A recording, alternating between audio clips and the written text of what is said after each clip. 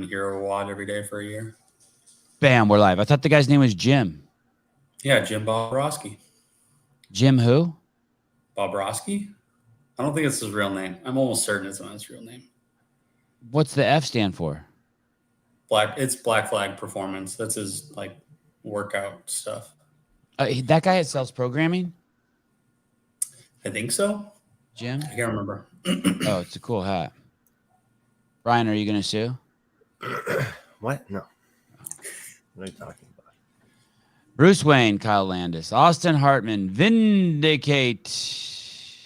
Get your favorite Sevan Podcast badass gear at Vindicate, VNDK8.com. Eric Wise, Geez Louise. Oh, no. There he is. Jeff. Elise Bone. Elise Bone. Bone and who? Good morning. Crazy show. How dare you not include teams? How dare you? Why not include teams in your factor for the 30 greatest CrossFitters male of all time? And before anyone says anything stupid, of course he's going to do the female. Settle down. Settle down over there. We're saving the best for last. Why no team factor? Because I don't have all the team data historically, and no one does really, except for Chad. Also because it just opens Chad up Schroeder or Schrader? Schroeder. Chad Schroeder. And it also opens up. It complicates and convolutes the conversation too much. There's I think that a majority of the people who are interested in including the team element of CrossFit are only interested in it because of Rich Froning, which is, to me, I know one person I think in the comments did mention some others like Tommy Hackenbrook. Someone mentioned, maybe the same person mentioned Kyle Kasperbauer and his, prowess in the Masters division as well. And of course, I know about these things and I'm aware of those things, but it's kind of the same reason why I'm not including the off-season competitions. There's been so much. I think you feel bad for it. I sense you feel bad for it, that you wish you could. No, what I feel bad for is that people think that I'm undervaluing what Rich has done for the sport or has done as an individual in his collective career as the sport, which couldn't be further from the truth. It's just when doing something like this, the sport of CrossFit is so broad. There's there are thousands of competitions every year at this point, and it doesn't really make sense for me to investigate that fully.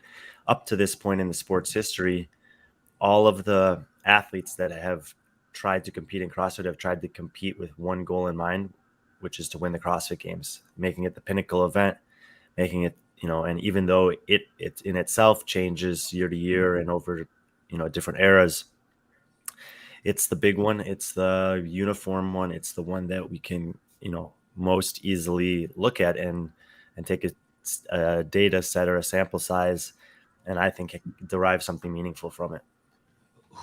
Who's the greatest team athlete to ever do CrossFit? Do we know? Is it Rich? With that question in itself is a great example of what the problem is. Okay. Is Rich a team athlete? Right. Or is he an individual athlete? Or is he just a CrossFit athlete? Because he's basically had a, well, bare minimum, he's split. both. He's both, right? Right.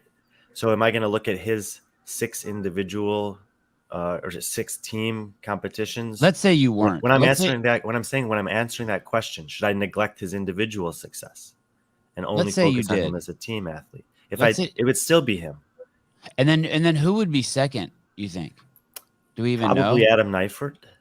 Because And I'm asking you leading questions. My question is this: James Hobart, maybe Tommy Hackenbrook, maybe. I mean, it depends on what you value. Like what Adrian Conway did in a year was incredibly impressive, but it was a year. And you look at Adam Neifert over 10 years, and I've only mentioned men so far. Right. How do you factor in someone like Annie Thorsdottir, who's had 1 year as a team, or Lauren Fisher, who's had multiple years as teams kind of sprinkled throughout her career? It would definitely be Taylor or Taylor, Nisler, right? One consistently of them. And only done the team competition. How heavily does that weigh against someone like, China Cho, who joined on the Mayhem team and won? Like, it's so much more complicated when you factor all those things in. And when it's already difficult enough to assess. There are thousands of men who competed at the CrossFit Games. They're close to 1,000, I think, when you go back to the early years, which have a couple hundred each. You're really this is the most transparent ranking I've seen. Maybe I wasn't paying close attention, but by transparent, I mean you let people see some of the big levers you looked at: appearances, titles, podiums, top tens, average finish, event wins. What's change mean? I released a rankings last year. We did it. We talked about it on this show actually, and it's actually one of the most important things that I wanted to talk to you about at the start of this conversation is since from last year when we did that to this year. So if it says change and there's a dash, that means their ranking didn't change. So Fraser was first last year. He's still first this year. No change. Someone like Justin Medeiros, he's new on the list, so it just says new. And then everyone who's behind Medeiros who enters into somewhere on this list is obviously going to drop down at least one spot. So there'll be a -1, -2, -3, whatever. And then for some others like Sam Kwant or Travis Mayer or Cole Sager, their performance this year elevated them by, whatever number of placements. So that'd be a +2, +4, whatever you see on there. To make it on this list, you have to, oh God, sometimes I just ask brilliant questions and I just savor them. I don't even want them coming out of my mouth. They're so good. I feel like I should. It's like, when there's a great movie and you don't want to watch it. Like after I saw Boys in the Hood, I was like, fuck, I wish I wouldn't have watched this. Because now it's like. You'll never get that experience again. No, so that fucking first good. Time. That's how I feel about this next question. So to get on this list, you have to have competed at the CrossFit Games 3 times. That's the baseline. Even if you won your first year and your second year, you still don't get to be into this competition. There's a baseline of 3 years competing. Who are the guys who've been in 2 years that you're like, oh shit, next year? They're on this slide. I'll see. Oh, they are.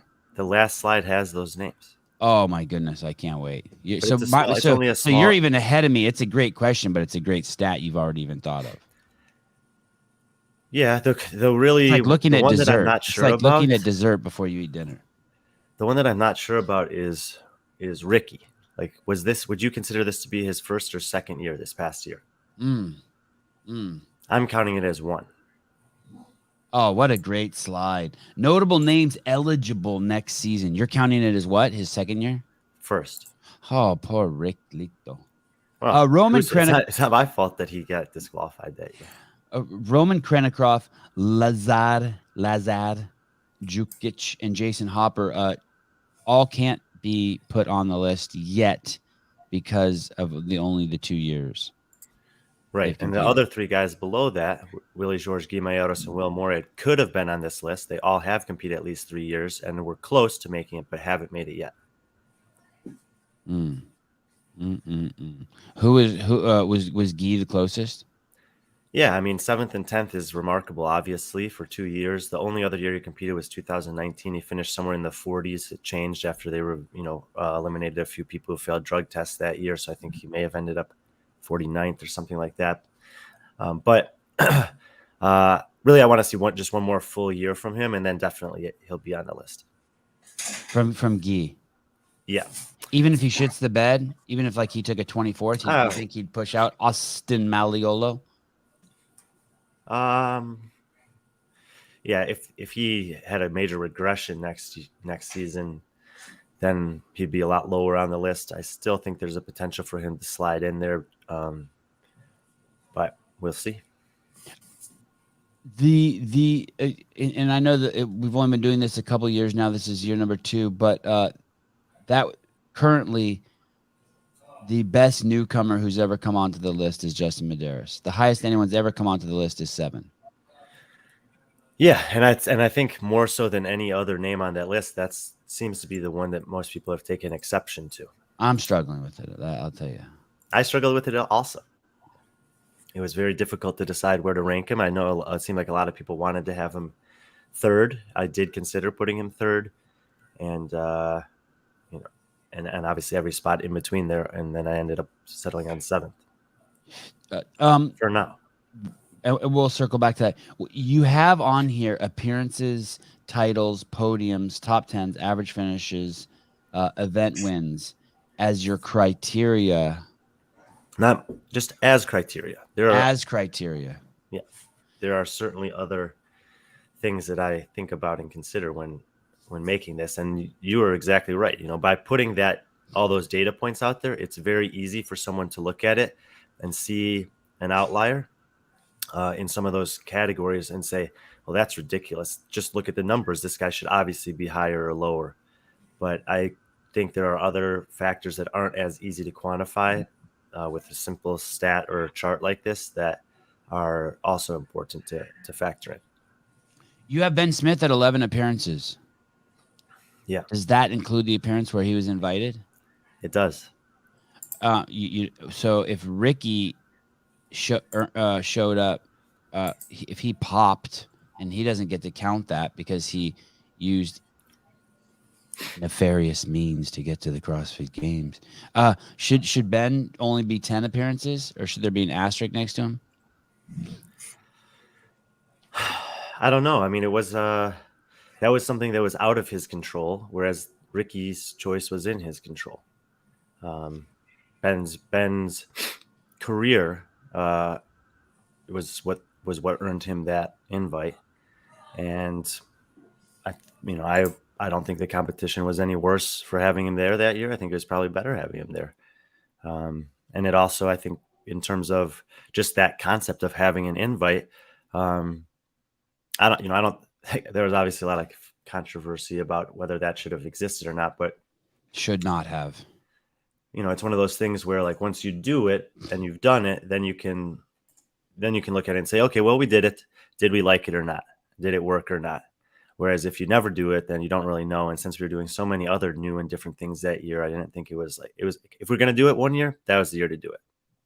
Hey, was that the year no, that wasn't the year Ricky popped. It was 2 years later. It's 2019. It would have been cool if they just waived Ricky popping too. It's fine. It's okay. Ben, you come on in. I know you didn't qualify. Ricky, you popped. It's all good. Just everyone chill. The balance is out. There's balance in the universe. A minimum of 3 years competing at the CrossFit Games as an individual to make it on the top 30 greatest CrossFitters of all time. Brian Friend is not factoring in team performances. This is a list based on individual performances and achievements specifically around the CrossFit Games, the undisputed crowning event that crowns the fittest human being who walks planet Earth. Primary statistics used were podium finishes, top 10 finishes, number of years qualified, average finishes across a career. Average finish, big difference. Average finish across a career. And finally, event wins. Oh, that's a nice one.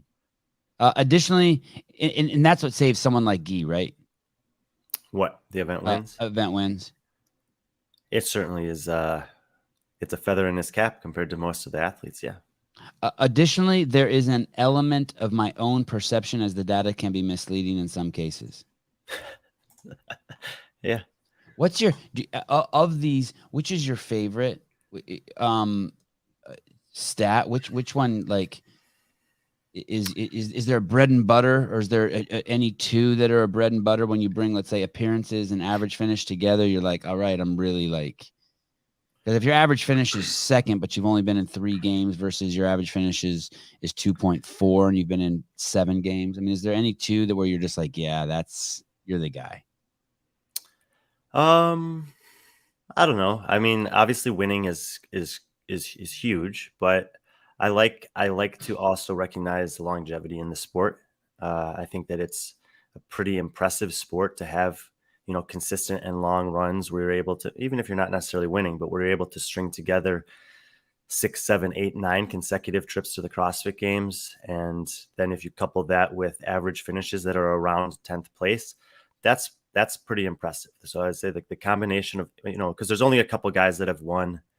Obviously, there's a few more that have podiumed, but there's a lot of people that are on this list whose average finish is somewhere between, 10 and 14 over a career that spans 6 to 9 years. And those, to me, are, fairly significant. If you go down this list, I'm pretty confident there are there are only 2 people on the list that have 3 years of competition experience and make this list. And they're Justin Medeiros, who's obviously in the beginning of his career, and Mikko Salo. And every other person on this list has at least 4 appearances. And none of the people who have 4 appearances, even Tommy Hackenbrook's the highest ranked at 20. And then you have Adler, Alex Anderson, and Kyle Kasperbauer, who are all outside the top 20. So clearly I'm factoring in longevity and durability and excellence coupled with that over, a career as something that I weigh fairly heavily. That appearances, you're right, is fascinating because I think we always talk about Matt winning 5 and Rich winning 4, and it's just one more. And then I'm always like, just it rolls off my tongue. Well, Rich is better because of all the team shit he won, but look how many appearances Matt has had. 7. That's more than Malleolo, Neil Maddox, Kasperbauer, Alex Vigneault, Alex Anderson, Jacob Hepner, Jeffrey Adler, Spencer Hendel, Saxon Panchik, Tommy Hackenbrook, Samuel Kwant, Mikko Salo, Matt Chan, Graham Holmberg, Dan Bailey, Josh Bridges, and Justin Medeiros. And Rich Froning. He beats all those guys on appearances. It's fucking nuts. That's a lot of times to go to the games, right? Yeah, and in over that amount of times doing it, he's only good. Person who has an average finish better than him is Rich, and it's by a 1/10 of a point. Wow, he's good, right, Matt Fraser? I think he's the best that's ever done it. Yeah, and he's not just the best that's ever done it. He's like exceptional. Like when you say there was never going to be another Rich, and then for Matt just to come in, it's out of this world, kind of, right? Yeah, and I want to say, again, I think it's really important to factor in when I say that Matt's the best that has ever done it. I don't think you can say that without recognizing that he wouldn't have. I don't think he would have performed and excelled to the level that he did without Rich. So I think Rich set the standard, and that's why when we were talking with John the other day, I would say, that Rich is kind of like a Babe Ruth or a Bill Russell. Like he's, you have to keep in, like, imagine 50 years from now looking back and you'll say, well, the first great athlete in the sport was Rich Froning. And he created a landscape that was possible for someone like Matt Fraser to come along. And so you could say, well, was Mickey Mantle better than Babe Ruth? Was Will Chamberlain better than Bill Russell? It's like, yeah, maybe. But they couldn't have existed in the way that they did if those guys hadn't come before. That's what Rich Froning is for the sport of CrossFit, especially on the men's side of things. And I actually, I know a lot of people want to see the all-time greatest list and is Tia the fittest ever or, whatever conversation. I think that in the sport of CrossFit, it actually is practical to have more practical to have those conversations independently. I think that especially with where we've been so far in the sport, that the landscape for the men and the women is so dramatically and drastically different that it's fun to talk about them collectively, but not that practical necessarily. People aren't going to like this one. Here it comes. The women don't have a Rich Froning. Well, you could argue that it's Annie Thorsdottir. And I don't think that people, you'd have to argue it though. You'd have to argue it. I mean, that time, like the years that they won back to back together was like, that was a critical pairing of years for the development and pushing forward of the sport. And I would say that Annie's impact on the sport for women was maybe not at the same level as Rich, but was definitely notable. And I don't know that it's notable, but there's been others now. Now we got Medeiros. Yeah, but she was the first. Like if you look before her, I don't think Chris Clever had the same impact that Annie did, or Tanya Wagner, or Katie Mather, or Jolie. So I would say Annie was kind of that first. I think Sam Briggs had a big impact, and obviously Katrin, and then Tia. But I would say Annie was the first great woman in terms of not just performance at the games, obviously being the first back-to-back champion, but also showing women out there kind of what's possible in terms of the sport of fitness, and even what a woman's body can look like. All of that stuff I agree with, and her stature in the sport, I would agree, is this bigger than life motherly figure, the same way Rich is sort of that bigger than life fatherly figure. But that being said, she's no Rich Froning. I agree. The women, I think we're saying the same thing. The women, yeah, I know, but you softened the blow. Like I threw out the window, and like you threw some pillows for her to land on. That was nice of me. It wasn't. That was nice of you. I guess it's a good thing I practice sleeping with no pillows. It's do you? I have. Yeah, me too. You just like to lay flat, practice lying flat. Yeah, it's. I think that's how people slept for a long time. Yeah, I think I like it because I stay awake longer. I don't fall asleep as quick. Gives me time to like kind of check in on myself. If I have a pillow, I'm just out. Graphics guy upped his game this time. I think I sent him all this information. I didn't know what he would do with it. I was pretty pleased with what he was able to do. Are there any factors that are as definitive as these ones? Appearance, title, podium, top 10 finishes, average finishes, event wins that. Well, yeah, you use that's not on this list that you haven't told us about. Yeah, like when you competed. Oh, okay. And I think that probably at this point, it's the easiest way to define that is by location. So if a majority of your appearances or your most significant appearances were in Aromas, I'll weigh that a little bit less than if they were in Carson and a little bit less than if they were in Madison. Why does it matter is best of all time? No, you can't do anything about the field of competitors that you're competing against. I've always said that it doesn't matter who was in the field. That last year, Justin showed up and won, and he deserves the credit for that. But you can recognize that as the sport has evolved over the last 15 years, that there have been more people that are investing more and in trying to be elite or great at this sport. Like this, Fraser beat stronger fields than Froning. Like, does that matter? Yeah, that's basically what I'm saying. It's like there's no time component. You're saying if you took you're basically trying to put everyone in the same time, a timeless era. But that's what you're trying to do, right? Yeah, but recognizing that that's not the case as well. Brandon Waddle with a good comeback. Dang, Nick. Froning beat everyone on the list of the top 30. Fraser did not. I think Graham Holmberg beat him. Beat who? Froning. But did Froning ever beat Graham the next year? Did Froning ever beat Justin Medeiros? Oh, yeah, Brandon. Yeah. Has he beat Sam Kwant? Or Jeff Adler? He did. He definitely beat Sam Kwant. He did? Yeah. What year? Sam Kwant, whatever Sam Quant's rookie year was. 2016. Yeah. Rich was competing on the teams. No. He was individual that year, was he? No, he wasn't. So, yeah. Shit, I thought I had something on you. I've always said this too. If someone wants to make the argument that Rich is the greatest or the greatest male CrossFitter of all time, I'm not going to argue against them. I think that they are, What if it was on the John Young, Brian Friend show, debate show? I can make the argument for Rich to be the greatest of all time. I just don't think it's as strong as the case for Matt.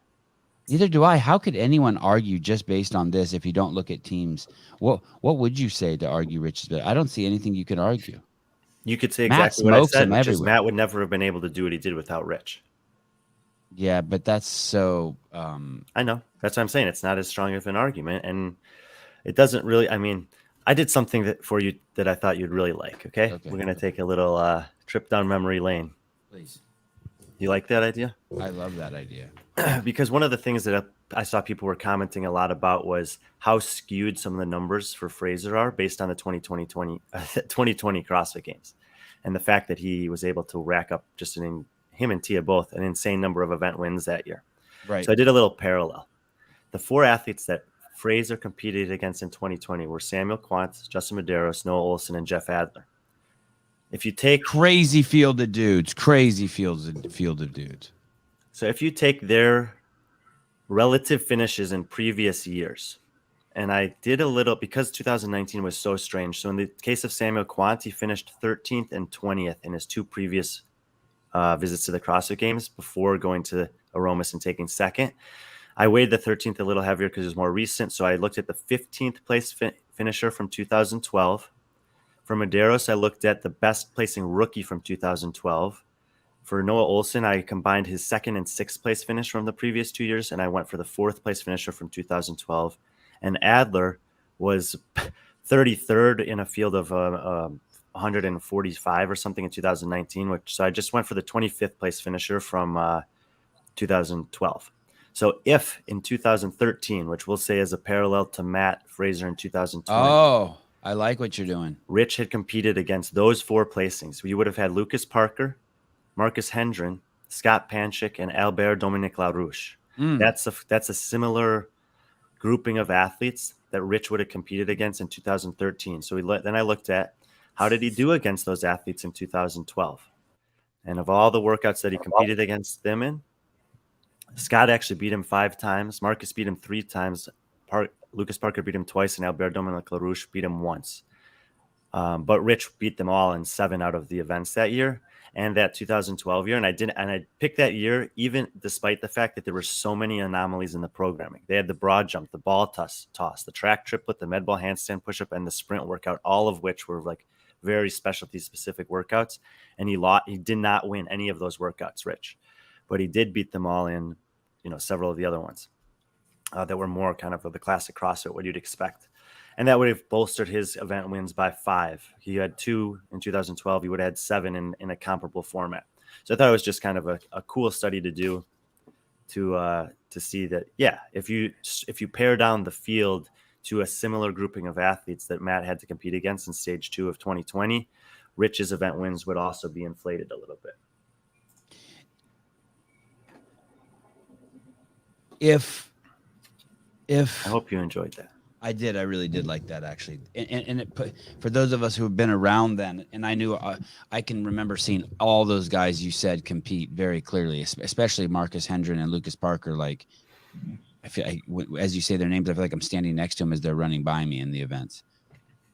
I want to talk about Medeiros. Yeah, the only male ever to win 2 CrossFit Games. Mm-hmm. And but before we talk about his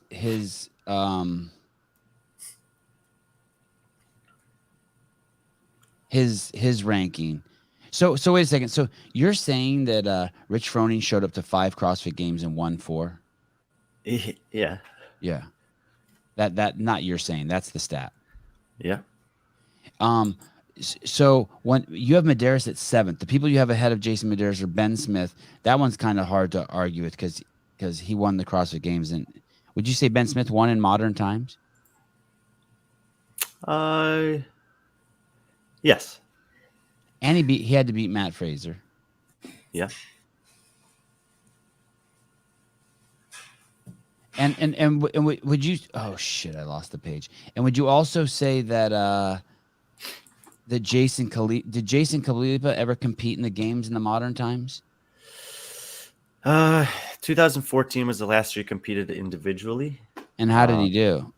Great, 3rd behind Froning and Fraser. The thing about Khalipa, behind who? Behind who and Fraser? Froning. Okay. Pretty good company.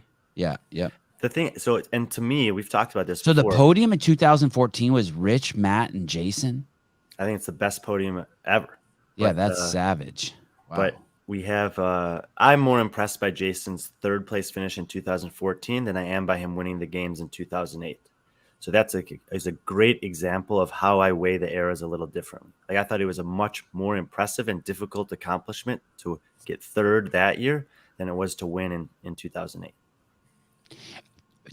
Speaking about impressive, for those of you who don't know, you can go back and watch it on the internet somewhere. Go back and watch event number 1 and event number 2 of the 2009 CrossFit Games. It has to be up there. It has to be the most impressive performances by any CrossFit athlete that I can think of, male or female. Jason fainted on the fucking field of play, got up, finished the fucking run, didn't take last, and then in the second event deadlifted 500 pounds. It was pretty fucking bizarre. Event finishes of 72nd and then 1st. Wow. Yeah, that's nuts. And I mean, he was down. Like you could see him. That we have the footage. He's running and he goes down. He just turns off. And if not for that, he probably wins the games that year. I mean, it was a total points accumulation. and he got 72 of his 106 points on that workout alone. His next workouts were first, 13th, 13th, first, and second. Oh, there were more. Hold on. So he would have beat Miko. And then second again. Maybe. I mean, he ends up finishing. Miko had, he didn't have any really bad events, but he had a 32nd, a 17th, an 11th, and 9th. But even if you add all of these up, they're not coming to 72. So that event alone weighed so negatively against Jason. And he's, he finished 5th that year. But it's a. Are those the intangibles you think about? Are those the intangibles you think about? Sometimes. Yeah. It's difficult. I think the smaller the sample size for the athletes, the more difficult it is to assess their ranking. Someone put a pretty funny comment like that. If Miko saw this, he was ranked 17th on this list, he would ride his bike through the Atlantic Ocean on the ocean floor and come beat my ass or something. Yeah, I saw that. That was good. But it's like, you can make the argument that Miko doesn't even really deserve to be on the list at all. He has a first place, a third place, and then something pretty bad. I have to check here. Another incredible finish by him, though, too, had his eardrum blown out and finished the event, which was crazy. Like, we all saw something happen to him. We didn't know what. And Miko? Miko. At that year, he had his eardrum blown out. A wave hit his eardrum, blew out his eardrum, and we saw him basically war to finish a really long event. He continued. That's probably why the guy believes he can ride his bike on the ocean floor. Yeah. I want to say this about Jason passing out the 2009 CrossFit Games. He wasn't the only one. A fucking shitload of people did not finish that event, and they did not come back and compete. Valerie Voberl did a somersault across the finish line. There was a point in that event where they came running down the hill at Aromas, and they were supposed to run between two bleachers and enter the stadium. It was like a mock stadium made with like cheap bleachers, right? One of the fucking athletes missed the opening and ran under the fucking bleachers. Just imagine you're running and I'm like, hey, run between those bleachers right there. And instead you just ran underneath it and fucking clothesline yourself. It was some Asian chick. I can't remember her name. Do you have all the footage from that year? Somewhere, yeah. That's at the finish line. Yeah, that's at the finish line.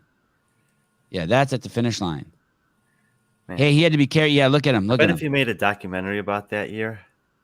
And just talk to those dudes? Yeah, that might be a good idea. Look at it out now. It would be hugely popular. Good find, Caleb. Damn. This guy Caleb just likes dudes in medical shirts. Yeah, he's wrecked right there. A few minutes later, he wins an event. Yeah. He looks like shit. Yeah, he's not good. Bam, event 2, 500. Oh, was that 505? Man, oh man. CrossFit, don't do something stupid like try to bust us for copyright. I own that footage. I will fuck you guys up. Alan Kestenbaum, thank you. I owe you a big hug, buddy. After his eardrum being blown, he came back next year and had knee surgery. Came back the next year, and then he got pneumonia. Resilient as fuck. Alan, I was looking for you on Instagram yesterday. I wanted to share something with you. I spoke with Michael. I think it's Rulin. We had a great conversation. He was telling me what a stud you are. So it is hard for me. It is hard for me to process. What happens if Jason Khalipa? So it goes, just for those of you who know, the best male CrossFitters of all time. First is Matt Fraser, then Rich Froning Jr., then Ben Smith, then Patrick Bellner, then Jason Khalipa. Medeiros doesn't even make page 1. Then Scott Panchik, and then Justin Medeiros. What happens if Justin wins next year?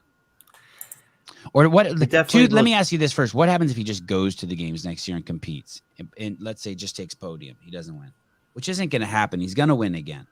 Maybe. I think no, he is. If he wins again, he will move. Obviously, he'll move up on the list, either to 3rd or 4th. Probably to 3rd. If he podiums, maybe to 4th. So if he wins again, he pushes Ben Smith out. 3 wins trumps 11 appearances and 1 win.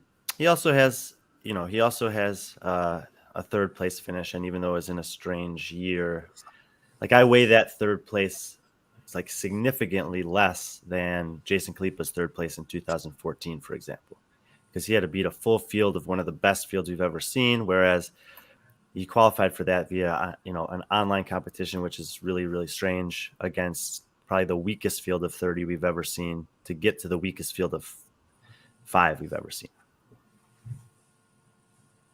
Man.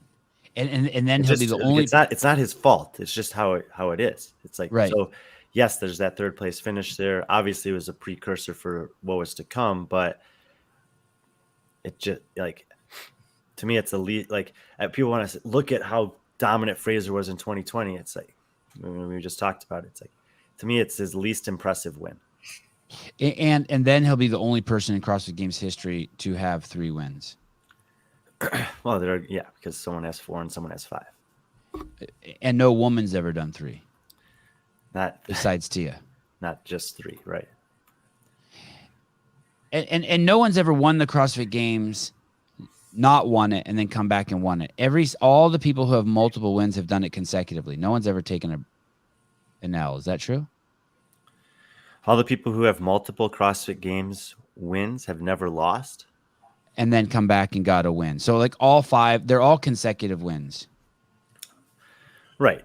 And he so lost, if we see Justin lose, never won again. Katrin lost and never won again. Sam Briggs lost, never won again. Yeah. Although. Yeah, that's interesting. But if for some reason Justin didn't win next year, he'd be one of those people that we thought could come back and win, unless we saw him sustain some terrible injury. Yeah, or Roman comes back next year and beats him by 300 points somehow. But we don't think Annie's ever going to come back and win the CrossFit Games. She's the only, or Katrin.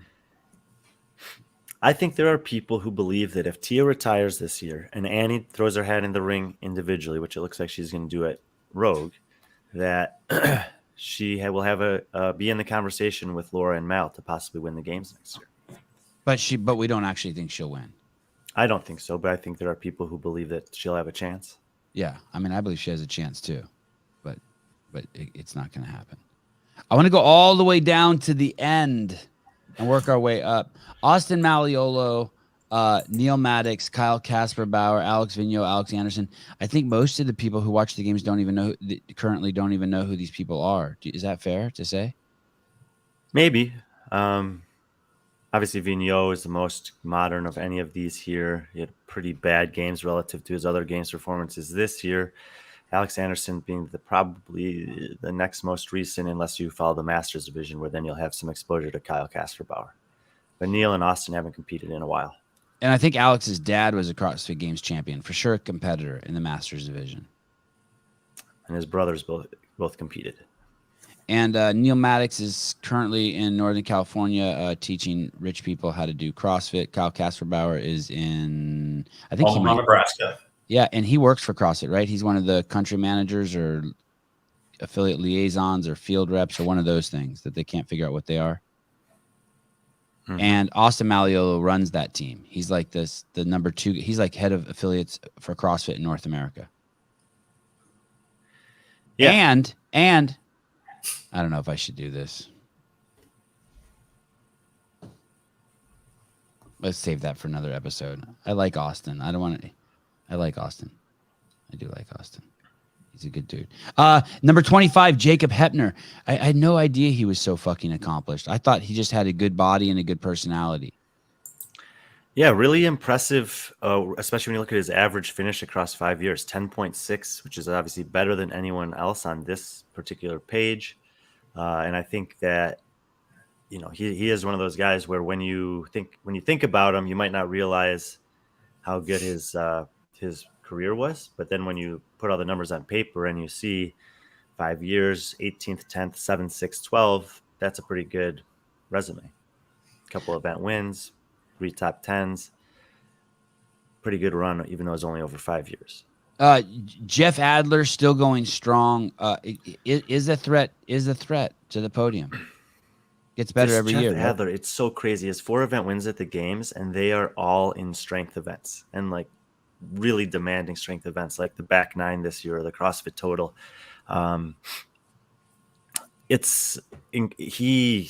To to me is, there are some other athletes that you can throw into the mix in this conversation, like a Cody Anderson or Carl Saunders maybe, but what he's able to do with the body that he has in terms of strength output is so incredible.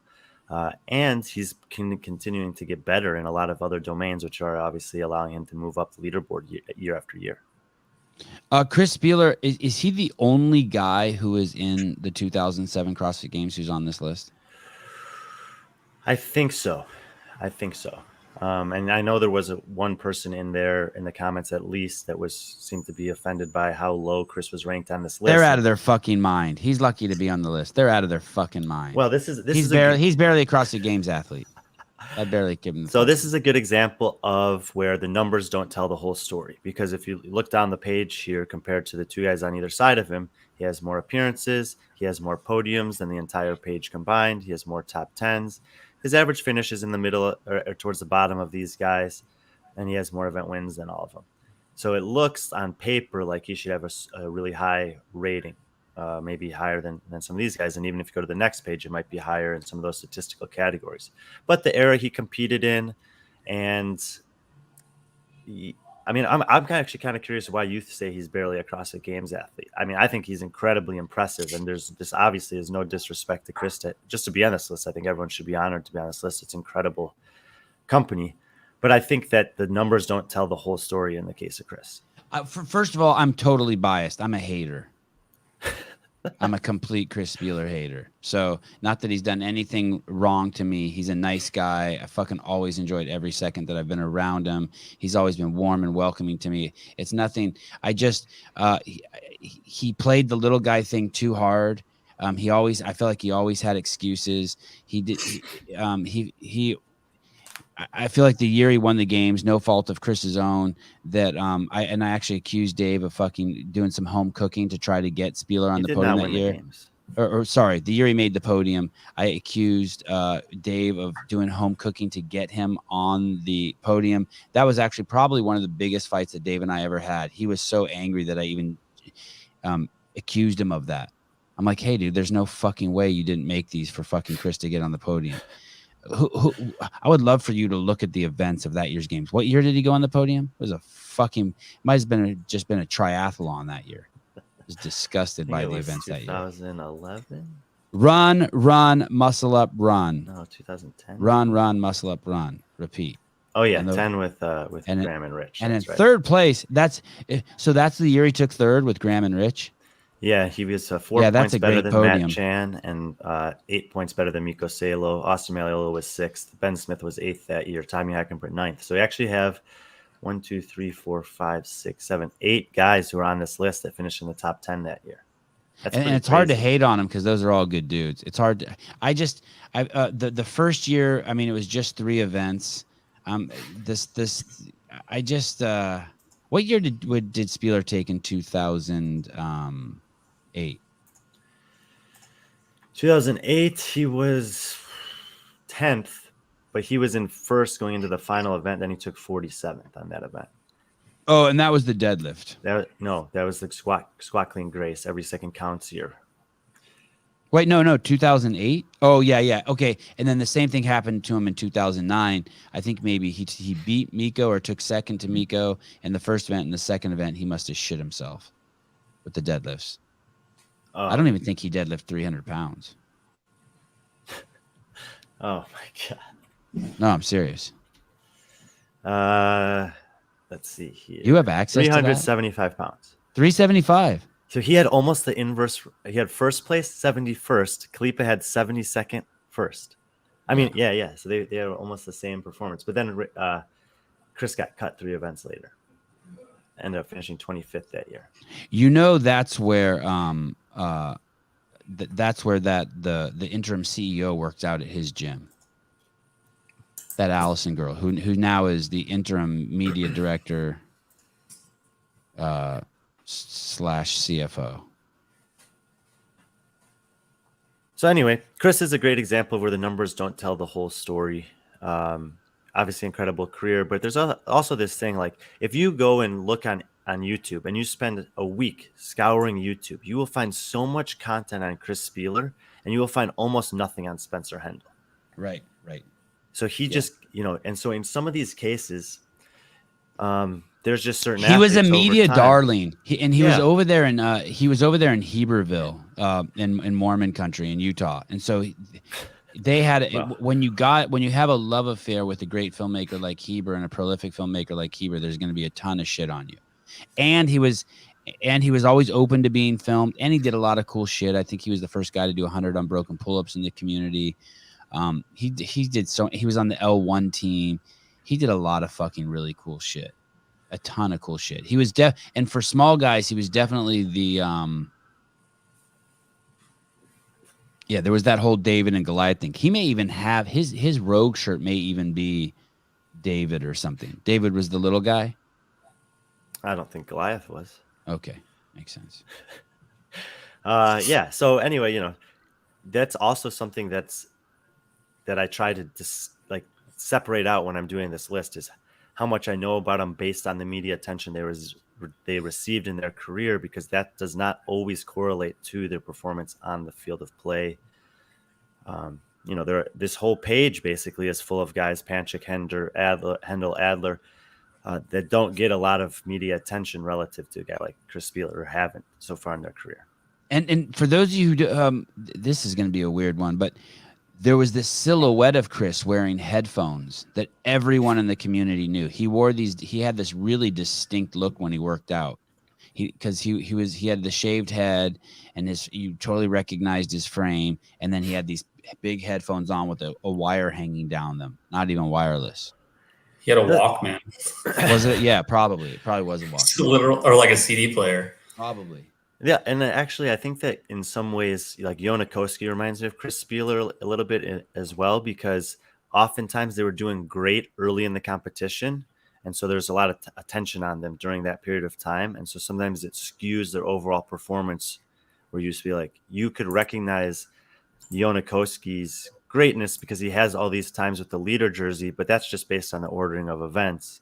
And I think we're going to get to in a minute. Whereas a guy like Cole Sager's never been in the leader's jersey because the events that he's great at aren't at the front of the competition, ever really.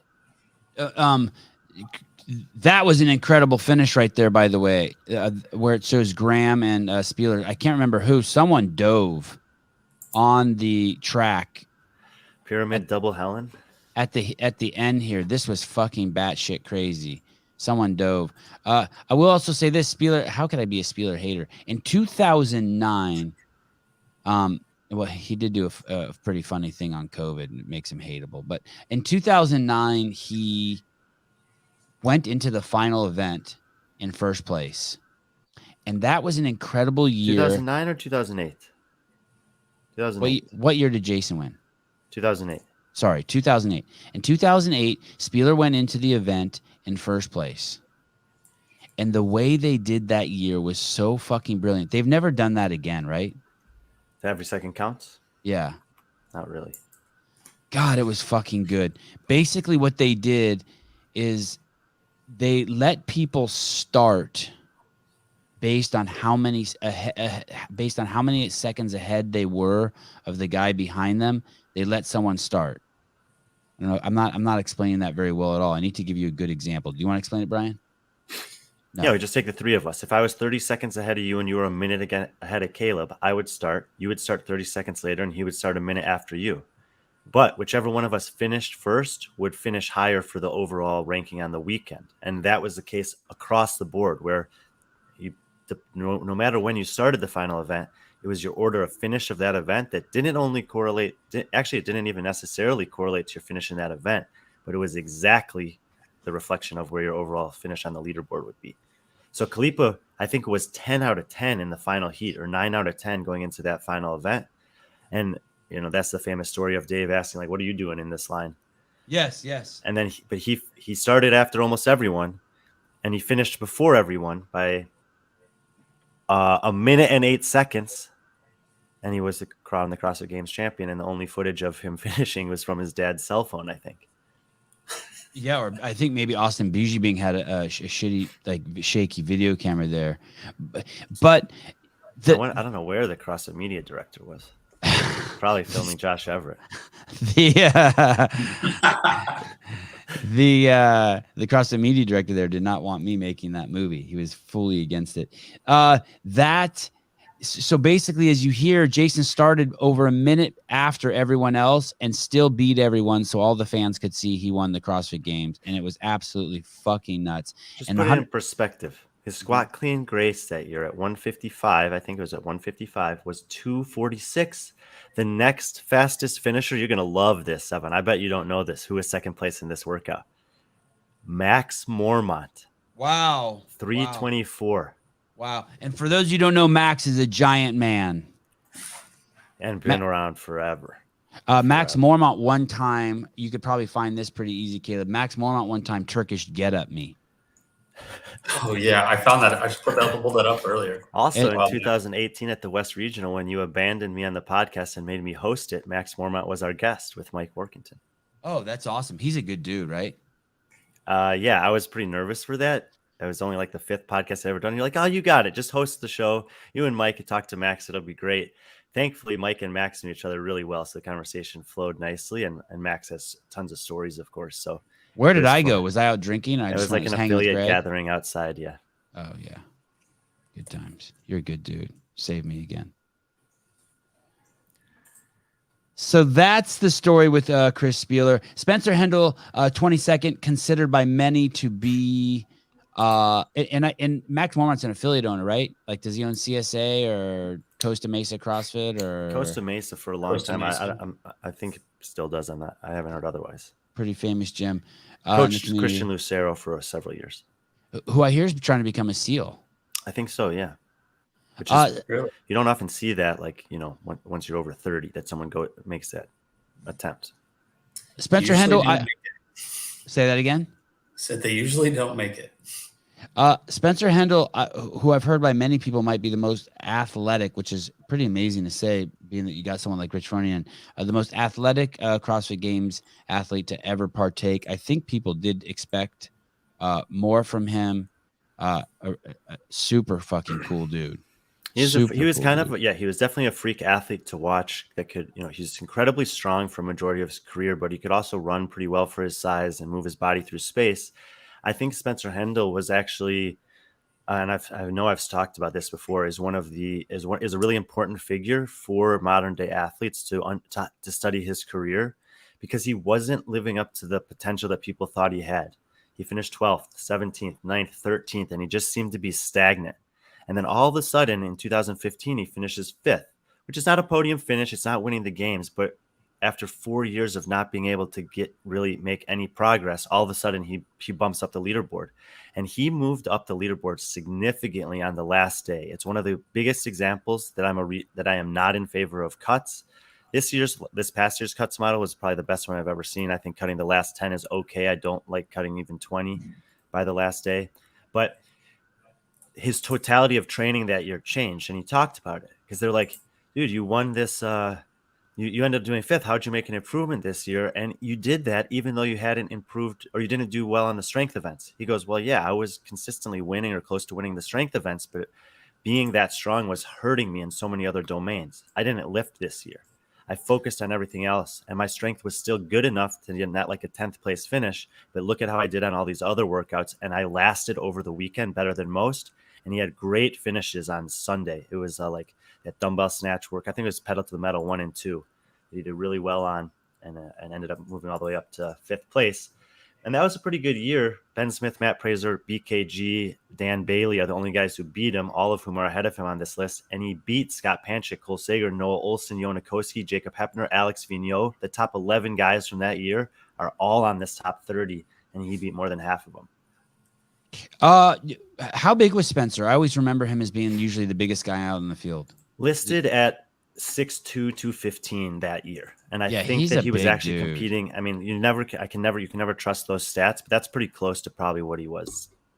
He moved his career. I would bet he weighed a little less that year. He moved really, really well. Okay, fine. Spealler was one of the first people to get COVID in the CrossFit community, and he made a video whining about it like a bitch. What? Just answering. And Austin Malleolo spearheaded the charge of getting rid of Greg Glassman amongst the L1 staff. Fine. There you go. Now you know. There you know. You just have an inner monologue with yourself? I read some comments. Oh, Okay. I thought this was like a Smeagol Gollum moment for you. Okay, maybe it was. Like the whole time I was talking about Spencer Hendel, you weren't listening at all. You were just having an internal. No, I was debate. listening. I was listening. I'm trying my best. Saxon Panchik, number 21. For some reason, I'm okay with him at 21. I do think this man is a serious, if not the most serious threat to Justin Medeiros. This man is he has a great training team, and he Well, I think my understanding is Tia is moving back to Australia, and that no shit. What? that environment's going to change. What? That's my understanding. So we'll see how that environment. What's your source on that? What's your source on that? I don't know. Maybe I shouldn't have said that. I don't know. That's okay. This is a podcast where people come to get canceled, right?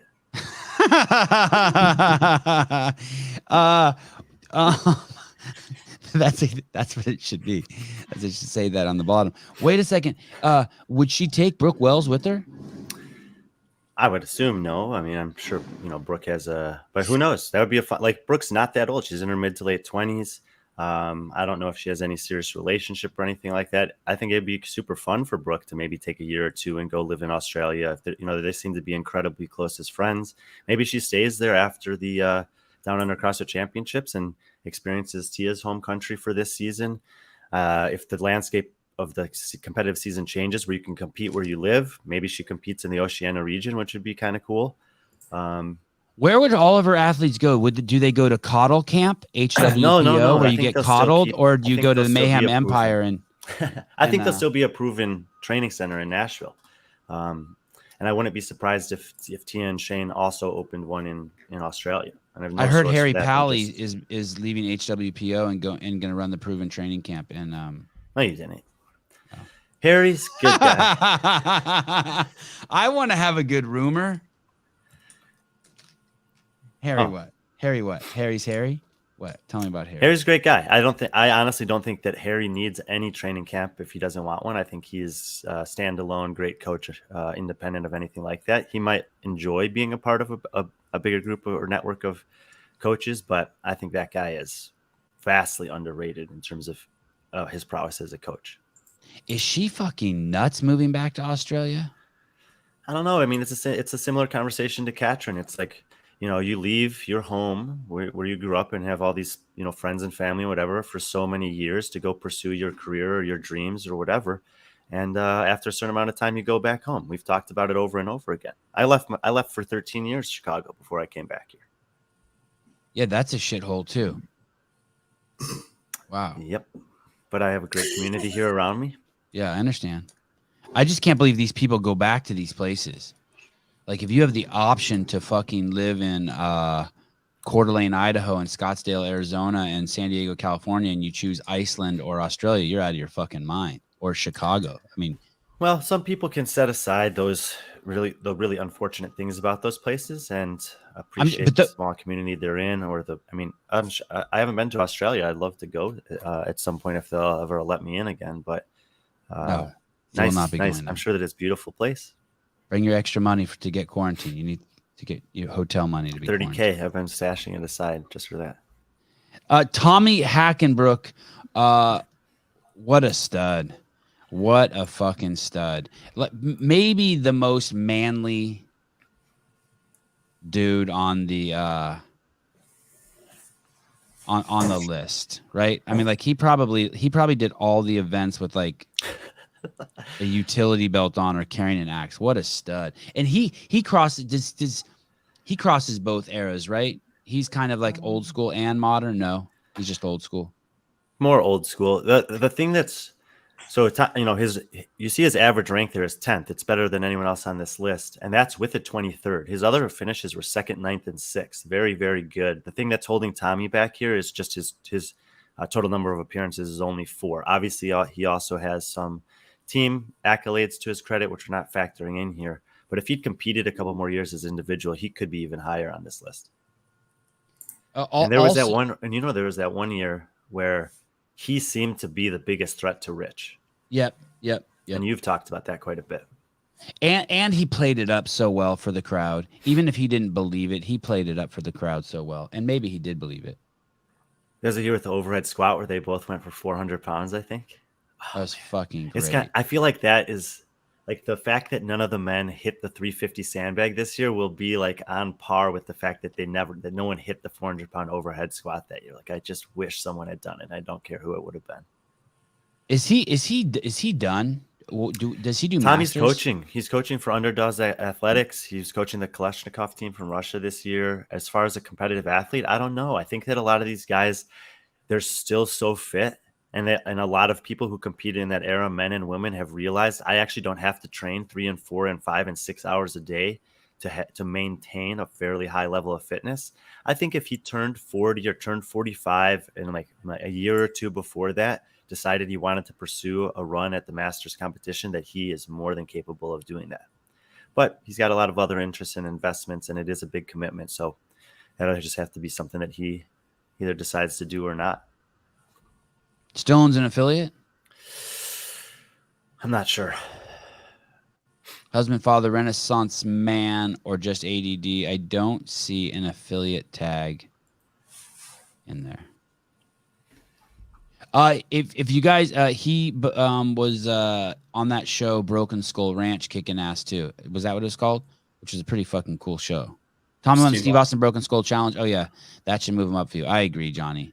That shit was dope. We don't factor in anything other than the CrossFit Games, individual accolades, and the Steve Austin Broken Skull Challenge. Johnny, me and you will make wrestling in it. And then I think Hunter McIntyre came in and just cleaned house. Wouldn't it be great to take this list of 30 and just do like a bracket style wrestling competition, and theoretically just pick them to advance to the finals all the way through? Pay per like view. that. Wouldn't you like that, Sevan? I would love it. You want to do wrestling or like MMA? Wrestling. I don't want to see some of these guys get hurt. Samuel Kwant, 5 games appearances. Are we? Definitely obviously the biggest mover on this list. Jumped up 8 spots here from last year, and understandably so. I mean, he went from being basically irrelevant due to illness that was continues to be very mysterious after taking second at a stranger at the games. But this, if you look back, like you were talking earlier, to his first couple years, 16th, 20th, 13th, or maybe 19th, 20th, 13th from 2016 for a couple of years. And then what he did this year against what I am more and more that I study it, the more and more I'm starting to think this past year, even absent not having a guy like Fraser or Froning in the field, is the strongest men's field that we've ever seen, at least 1 through 20, maybe 1 through 30. And he finished 4th. I have an article coming out later this week that details how impressive the performances by all 3 podium finishers were this year. And he was just knocking on the door right behind that. Samuel Kwant took 4th place at the games this year. Yeah, so he has a 2nd and a 4th, and then a 6th. I was right, 16th, 21st, and 13th in his 3 other years, which were, I would say, like that was, he was really young at that time. That was the 13th, I think, was in the 2019 games. He got cut along with Fellner and Sager and Chandler Smith and all these guys, and it just sucked that whole group had to get cut right there, because a lot of them would have pushed into the top 10 if they could continue to compete throughout the weekend. But what's impressive is that he beat Adler and Vellner. Crazy. Yeah, and Sam Kwant's one of these guys, like, I really hope that whatever that was, that illness or complication that he had, is behind him, because he's still young, and I think he can have a really impressive run of years. Like I said, I think what his current coach, Harry Pally, who he seems to have an incredible relationship, is amongst the best coaches now, if not all time, in the sport. And I think that they are poised to have several top 10 or top 5, maybe even podium finishes over the next few seasons if they want to. Does Harry Pally do interviews? Let's find out. I would probably, I don't know if I'd even need to be on it. I would love to watch him, you and him have a conversation. I'm going to type in Harry, Palley. Yes. Podcast, and see if he's been on podcast. Harry Pally podcast. My guess is if he has, it's either very, very recently and something a little bit more obscure, or from at least 3 years ago. Oh, it looks like they had him on Get With The Programming in 2021. Oh, wow. Okay.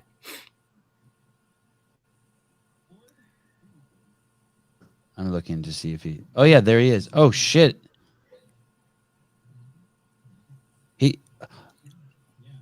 Maybe I had him on the show. He looks familiar.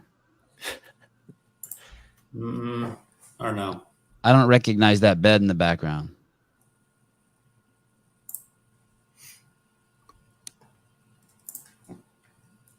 I wish I could show you the things that YouTube thinks that I should be watching.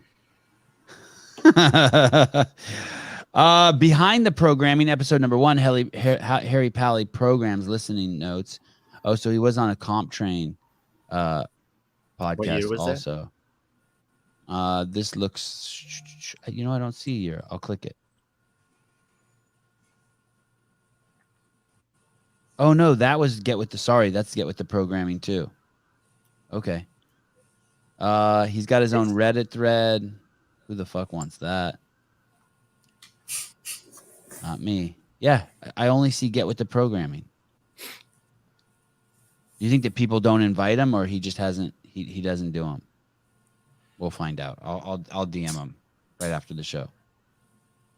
Harry Pally, what a great name too. Okay, Tommy Hackenbrook, Samuel Kwant, Travis Mayer moves up 4. That surprised me, but I'm happy to see that. Why does he get to move up 4? Why does he get to move up 4? Did he do something good, or did someone else do something bad? I think that Travis's his overall career is just. I'm sorry about that noise if you can hear it. It is weird to have Miko Salo ahead of Travis and Samuel Kwant.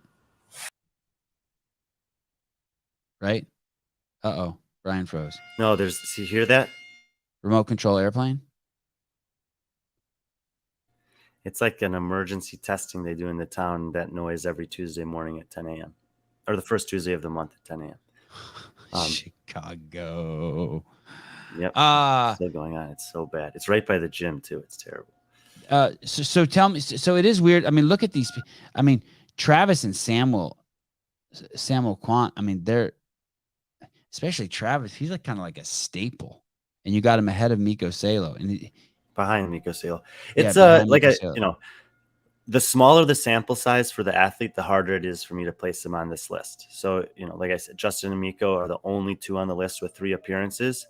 Justin and Miko? Yeah. You could argue, and I think because of that, you could certainly argue that they're both should be maybe lower because they haven't proven that they can do it over a long period of time. In the case, but they also are two of a very few select group of men who've managed to win ever, and then Justin's obviously done it twice. So you can't ignore how great some of their performances are. Miko has a first and a third and like a 30-something finish. And Miko's the lowest placing champ on this list, which says something. Which kind of makes it a little more understandable but it is hard to see him ahead of Travis Mayer, who has fucking 8 trips to. Well, he's the lowest placing champ on this list, but James Fitzgerald's not even on the list. Oh shit! Wow. So is James the only champ who's not on this list? Yeah. Only. And when we do the women, there'll be some that won't be on the list also. Some. Teaser. Poor Tanya Wagner. No shit. You waxed Katie Henniger? I will not be a part of that show. I need to see that ahead of time. I didn't even get yesterday. I admitted on the show that I used to have a crush on Katie. I didn't even get in trouble with my wife. She texted me. Me too. That was weird.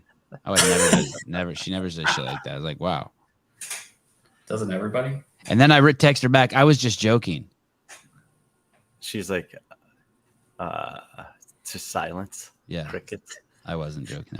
Miko Salo, Travis Mayer, Miko Salo, Matt Chan. Does someone like Travis Mayer only start to slide down the list?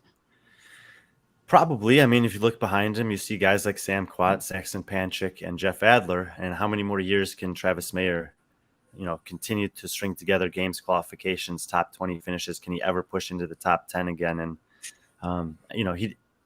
but that's just going to happen over time to a lot of these guys. Eventually there's always going to be new people coming up. And it's one of the biggest struggles that I have is when these guys, certain guys are like done competing. Like Alex Vigneault dropped down a bit this year because of how poorly he did at the games. If he hadn't competed, he probably wouldn't have dropped as much. So it's like he still would have dropped a few spots because there's a couple other guys that were new on the list that push him down regardless. But suddenly his career, even though he has doesn't look as impressive as a guy like Alex Anderson or Jacob Hepner's anymore, adding in this past year, because it's not really. Anyway, so yeah, over time, Travis will slide down. I want to go back really quick and just to bear with me here. Can you go back to number 30? I'm going to read their names, Brian, and you just tell me which way they're going next year quickly based on just a guess. Austin Malleolo. Down. Neil Maddox. Down. Kyle Kasperbauer. Down. Alex Vigneault. Unknown. Down. Alex Anderson. I'll do the ones you get stuck on. Alex Anderson. Down. A lot of them are probably going to be down like 1 or 2. Jacob Hepner. Down. Jeffrey Adler. Up. Up, right? Up, for sure up, right? Yeah. He just basically has to show up. I mean, he doesn't literally all Adler has to do. I shouldn't say all, it's hard. But if he makes it to the games, he's going up. Even if he takes fucking 35th, he's going up. I don't know about that. Dude, that would give him a 5th appearance. Yeah, and it would drastically hurt his overall performance. Chris Spealler. Down. Spencer Hendel. Down. Saxon Panchik. Question. Oh shit. That's disgusting. I think Saxon's at a critical point in his career right now where he could take another step forward and continue to threaten for top 5s, maybe eventually a podium finish, or it's possible that what we saw last year from Saxon's the best we'll ever see. Peak. Wow. That's like, who's a more unknown, Saxon Panchik or Samuel Kwant? I'm tempted to say right now Saxon. I think that what we saw from this year from Sam is something that I'm expecting to see more of. And I'm not sure if next year or 2 years we'll see something more like what we saw from Saxon this year or last year. Oh, come on, Saxon. That was supposed to be a slam dunk. I compared you to the fucking guy who vanishes because he's sick. And Brian says you're the bigger unknown and your fucking camp's unraveling. Tia's going to wrestle alligators. I bet you she got like a TV show deal or something. She has something going on over there. Or she doesn't want to travel back and forth. She knows she's going to have to be there for semifinals. Do you think she's going to compete again next year? No. No shit. God, you know stuff. I don't know. I just... Tommy Hackenbrook, which way? Down. Samuel Kwant. Up. Wow. Travis Mayer. I think you're going up too, Samuel, but I'm saying wow because of how he couldn't say that about Saxon. Travis Mayer. No change. Yeah, that's good. I like that. Miko Salo. Down. Matt Chan. I don't know. It's just getting tough. It's like down. Come on, down. He's fucking older than a fucking T-Rex fossil. Yeah, down. You're right. Not because he's older. It's just I'm trying to think about who's gonna be coming into the list and where they could potentially be. This next one is really weird. Graham Holmberg, because he has a title, but he's behind Janikowski. He has 6 appearances. I think what happened, I'm going to take a guess and then we'll ask Brian. Brian isn't respecting the fact he's a bit old school for Brian, so he gets dinged for having some of his victories so far in the past. He did beat the champ. Yes. Graham Holmberg, you're happy with him at 15th? Yeah, I am. I mean, this is a great little snapshot here of some like old school legends, Bridges, Bailey, and Holmberg, compared to some more modern CrossFitters in Cole Sager and Janikowski, who have displayed more capacity for longevity, but less excellence than the other 3. And so this is like the range where it really gets difficult to assess. I mean, look at Dan's average finish in his career compared to these guys. It's almost twice as good, 6.8 compared to 12 or 14. I don't know this for a fact, but I think Graham Holmberg is the most old school now on the list, like 15 and up. I think he's been around longer than Dan or Josh competing at the games. Do you know Graham's first year showing up at the games? His Ever? First year. I'll have to check that. but probably earlier than Dan or Josh, right? 2009, I think. No shit. Yeah, I mean it's pretty crazy. Oh, and then sorry, except for Jason Khalipa. Mm-hmm. Man, it's crazy. Khalipa's number 5. But I guess he deserves Holmberg it. was 2009, 10, 11, 12, 13, and 15. Okay. So, I mean, he's fucking old school. He could wear one of those OG shirts and not like have to like, Chase and Bill gave it to me. I mean, he can just be like, yeah, I'm OG. He can wear it. He showed this unusual, like he won obviously in 2010, and then he just had a consistent regression after that. He went down to 4th, 10th, 14th, missed a year, 24th, never saw him again. His total resume is good, obviously, but if you were to parallel that with someone like a Jeff Adler, who over a 5-year span has just continued to get better, it's a pretty noticeably different trend. Tanya Wagner got kicked off the list for her awful commentary. Dude, tell me who's better. I think she's as good as Chase or Sean, or I think she's fucking great. I like listening to her. You don't like her, Brian? Her commentary?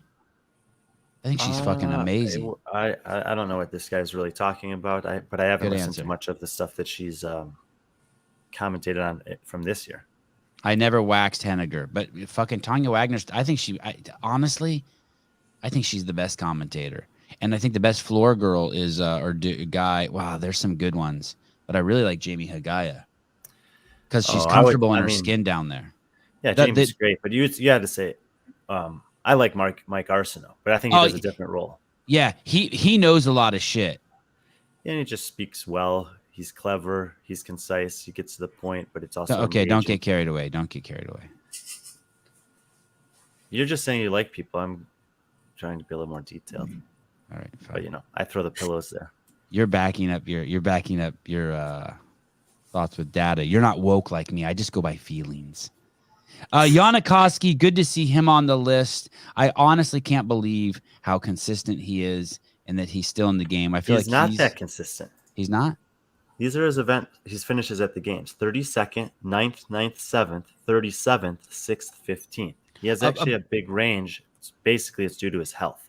By consistent, I mean consistent at the games. The fact that he's been around for so many... Sorry, consistent's not the word. That he sustains such longevity. That's what I mean. Sorry. Yeah, because when you start, like what you were doing earlier, you start looking at the only people on the list with more appearances than him are Ben Smith, Scott Panchik, BKG, Noah Olson, and Cole Sager. And he's only 27 or 8 years old. And he missed a year, right? And came back? Yeah. Didn't he take he got... Yeah. And that's nuts. Another thing that probably maybe some of you don't know is Yanikoski was Mikko Salo's protege. His first couple years. 27 years old, and he's already got 8 appearances. And I'm pretty sure at one point Mikko told him, "Hey, you have to move on from me and grow. I'm holding." Basically Mikko told him, "I'm holding you back." That's a hell of a coach. That is a hell of a coach. It's always a tough thing for athletes and coaches to know when is it time to move on. And I think in some cases we've seen people stay for too long, and in other cases we've seen people not give it enough time. Cole Sager, staple in the community, hard worker, badass, kind of a modern day Spencer Hendel, always respected for his athleticism. It's interesting as a personality that he hasn't grown more in the sport. I think a lot of people really like him. He's easy on the eyes. He's been there, but he's kind of fading into like his popularity is like it's sort of like a Becca Voigt figure, right? Like this guy over 9 consecutive years, his range of finishes is 5th to 20th, and 20th was in 2020 in the online competition. Otherwise, in live competition, in 8 appearances over 9 live years, range of finishes 5th to 17th.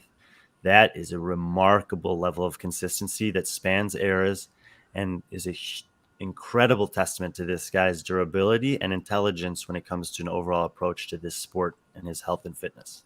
How the fuck is Dan Bailey ahead of Cole Sager, Yanikoski, Graham? You fucked up. This is a mistake, right? Dan's, like I said, the smaller Dan's the ahead of sample Travis size- Mayer. Are you out of your fucking gourd? We've talked about this before. We know you and Dan are best friends. 6th, 6th, 8th, 10th, 4th. 6th, 6th, 8th, 10th, 4th in 5 years. 6th, 6th, 8th, 10th, 4th. Yeah. So it's like He retired in fourth. He took fourth, and that was his last year. Yeah, 2015. After he was one spot ahead of Spencer Hendel that year, behind BKG, Fraser, and Ben Smith.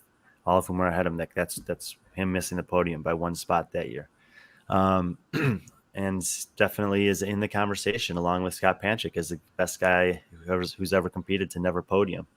But for a 5-year stretch, it's as good as anyone. You can take any 5-year sample of Cole Sager's career, any 5-year sample of Travis Mayer's career, or Yanikoski's career, and it doesn't stack up to that. Even if you take the best 5 years that Cole Sager had, it's 5, 7, 7, 11, and 12, and Dan still is better over that time. But it was only 5 years, so like I said, that does make it tough, but I think we have to give credit to Dan for what he did during those. I don't think we have to give him credit for shit. Dan has only 5 appearances, and Rich Froning has only had 5 appearances. Graham Holmberg won the CrossFit Games and smashed Rich Froning.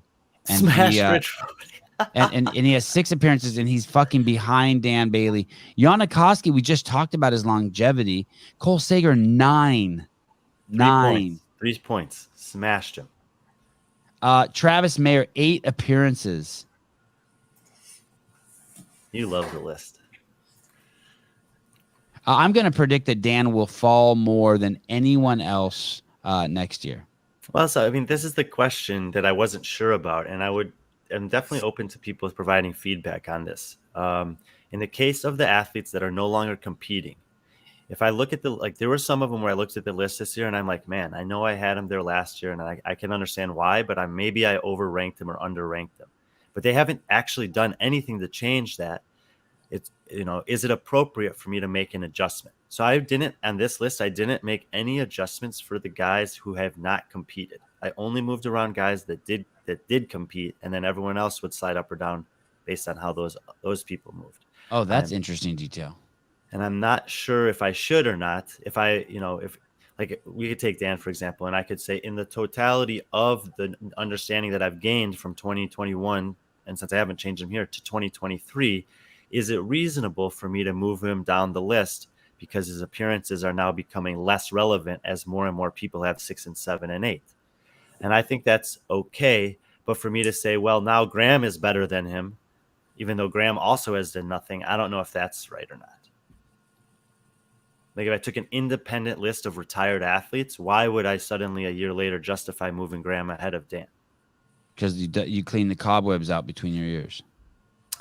Yeah, so and it's something that I've been wrestling with and asking myself. What's the green mean? The best in that category on that page. Okay. And that was a. And I do remember Josh Bridges being number 10 last year because I remember him saying he thought he should be higher. He wasn't. Oh yeah, that's right. He was 10 last year. Josh Bridges, 6 appearances, 1 podium. So 8 event wins. Let me go back over here. Travis Mayer's never had an event. Travis Mayer's never had an event win at the CrossFit Games. No. Who's the highest ranked guy who's never had an event win? Event wins. Highest ranked guy with no event wins. Travis. Only guy in the top 20 without one. The only other guys on the list without one are Alex Vigneault. That's it. Every other guy on the list has won at least one event. Holy shit. Wow. Travis, got to get me a win so I could got to get me a win, buddy. Got to get me a win. Give me more ammo. Josh Bridges, number 11. Noah Olson, number 10. Brent Fikowski. I'm not arguing with you, but why Brent ahead of Noah? What's the thing that just jumps out at you? 4.243, his best finishes at the games. 2.456, also pretty good. I mean, this is pretty tight. Yeah, this is pretty tight. It's like kind of splitting hairs between these three guys. I would put BKG in that list with those guys as well. So all three of those guys, Bjorkman, Carl, 3, 3, 4, 5, 5, 8, 8, 9. I think that's a little bit better than the other two. Yeah, it's tough. That's tough right there. I want it. And then number 7, Justin Medeiros. Number 6, Scott Panchik. What do you got to say about Scotty? Is Scotty? Let's say Scott comes back next year for one more year. Mm-hmm. Is there anything he could do to hurt himself in this rankings, even if like he takes 40th? Or does a 10th appearance? If he took 40th, that would be because of a withdrawal or an injury. It's not going to happen otherwise. How about a 25th? Like, does that ding him, or does it just mean a lot that he would get his 10th? It wouldn't be enough on its own to move him down certainly past anyone who's not competing. Medeiros almost definitely will jump him next year. BKG, Fikowski, and Olsen, if they also compete, could have the potential to let's say that Brent finds a way to come back and finish 4th again next year, and BKG somehow ends up 5th again next year, and maybe Noah Olsen moves back into the top 10 and takes 7th. You could potentially see a guy like Scott slide down 1, 2, 3, 4 spots over the next couple of years. But I don't know. I think that the next year or two will be his last year, Noah's last year, Brent's last year. I'm not sure how many more years BK will do it for. But yeah, Scott could. I don't think any performance on its own would necessarily move him backwards on this list. He's already achieved so much. 4th, 5th, 6th, 6th, 11th, 4th, 11th. Incredible. Never been on the podium over 9 years, just unbelievably consistent. Never been on the podium. Crazy. Wow. Number 5, Jason Khalipa. I guess I would say this. Now that, the numbers on their own is very close between Noah and Brent.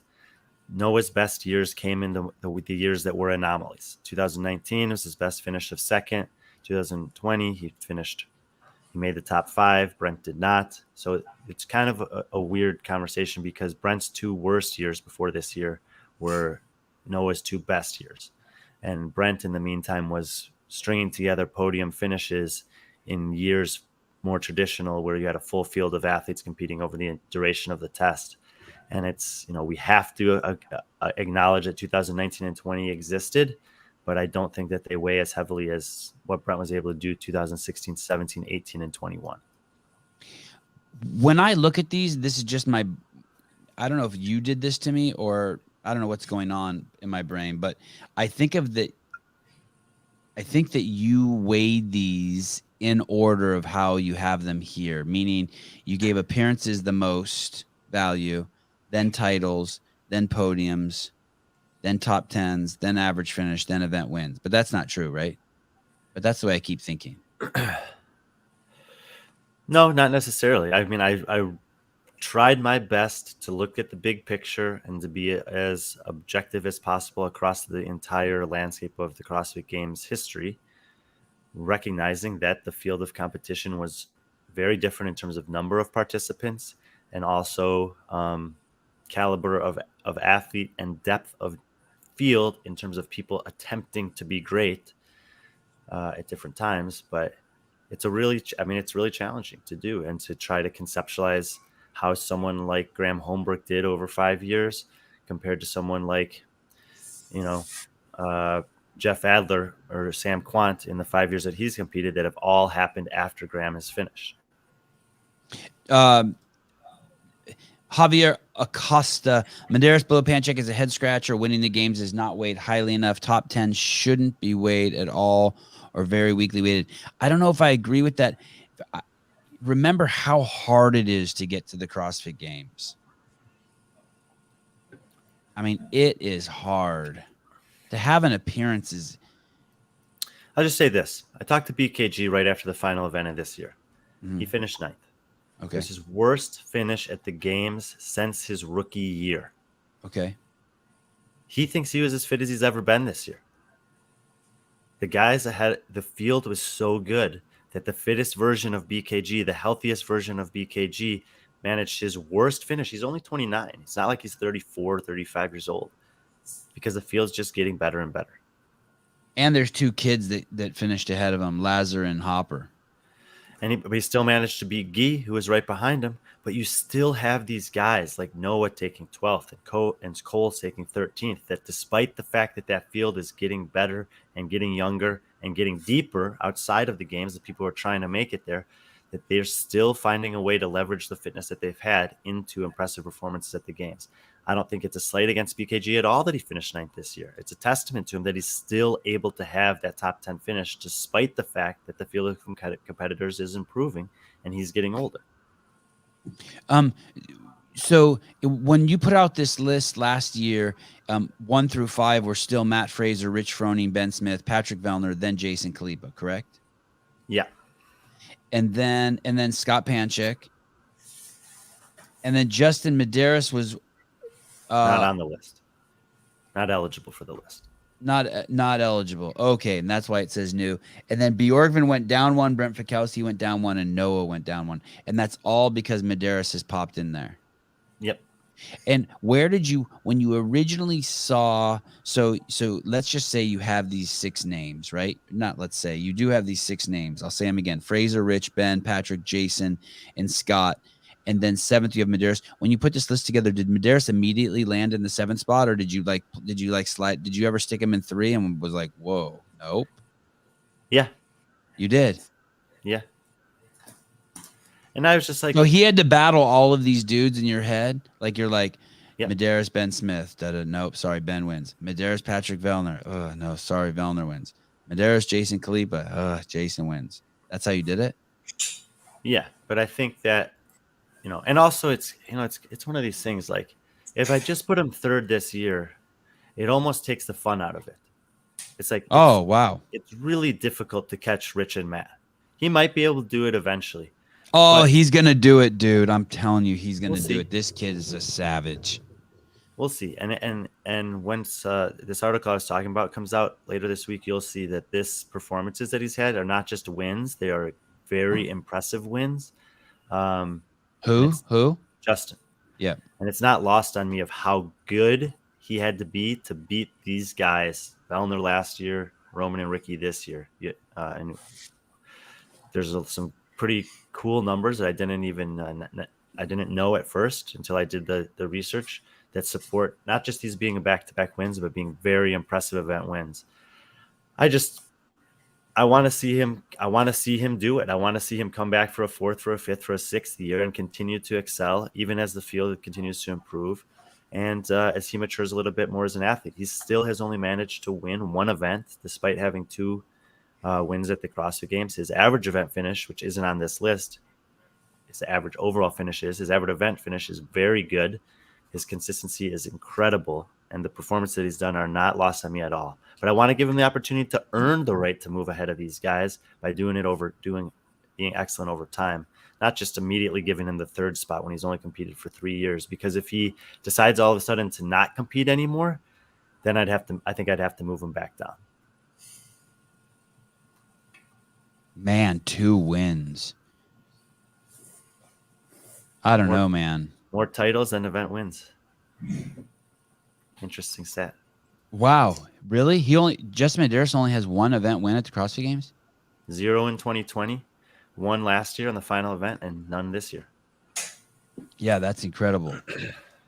So next year, if he wins, you put him at number 3, and then the next year he wins, he still stays at number 3 with 4 wins, and then the next year he wins and he has 5. Now you have a problem.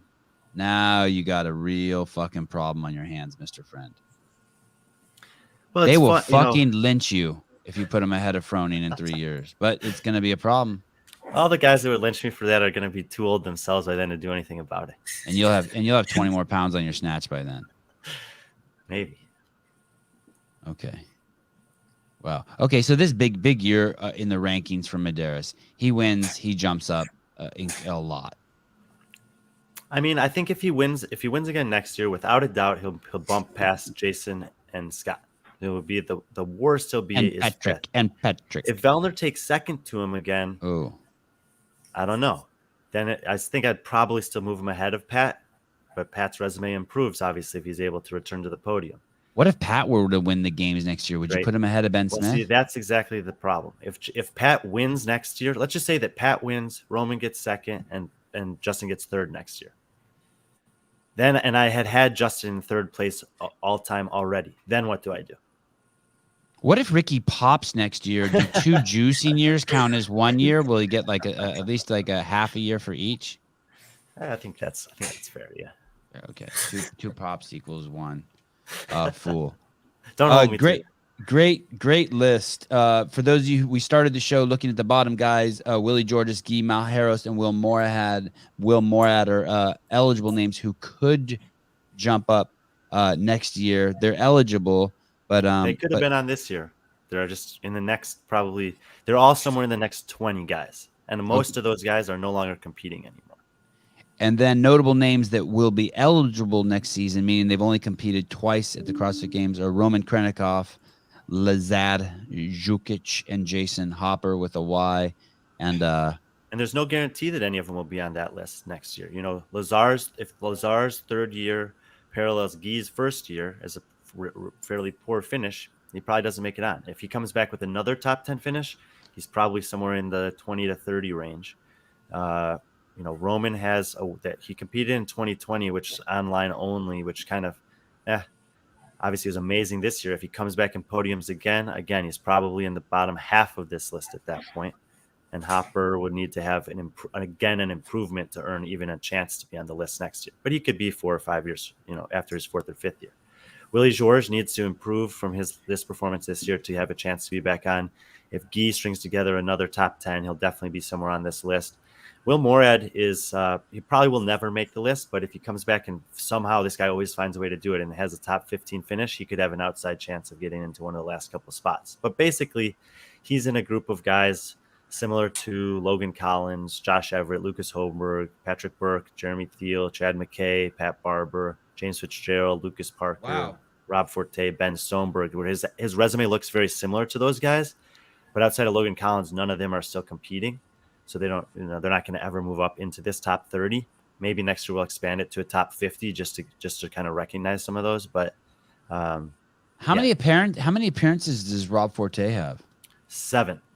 But his average finish over those 7 is 25th, which is worse than any other name that I listed.